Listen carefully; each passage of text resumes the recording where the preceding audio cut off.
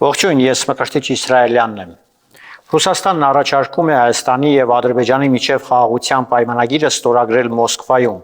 Մոսկվան պատրաստ է հարթակ տրամադրել Երևանին եւ Բաքվին խաղաղության պայմանագիրը ստորագրելու համար։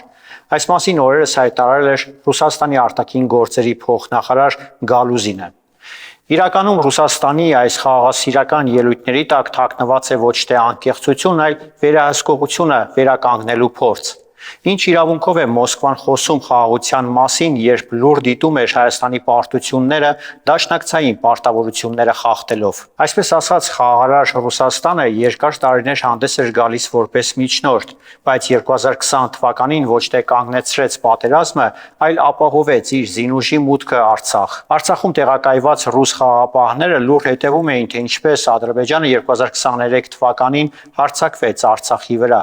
Իսկ Արցախի հայության զանգվածային տեղահանումը տեղի ունեցավ ռուսական ներկայության պայմաններում։ Այսքանից հետո Մոսկվայի խաղաղարար դերը իրականում դիմակ է։ Ռուսաստանի առաջարկությունները ենթադրում են խաղաղության անվան տակ վերահսկողություն եւ քաղաքական կախվածություն։ Այդ առաջարկությունը չի բերելու արդարություն, հետեւաբար կայունություն էլ չի կարողանալու ապահովել։ Հայաստանը փորձում է ձեռբազատվել կախվածությունից, եւ սա հենց այն է, ինչից վախենում է Մոսկվան։ Ռուսաստանը չի կարող լինել խաղաղության երաշխավոր, նրա վարքագիծը բացառապես շահամոլությունն է։ Եթե պայմանագիրը ստորագրվի Մոսկվայի հովանու ներքո, ապա դա կլինի ոչ թե խաղաղություն, այլ նոր գերություն։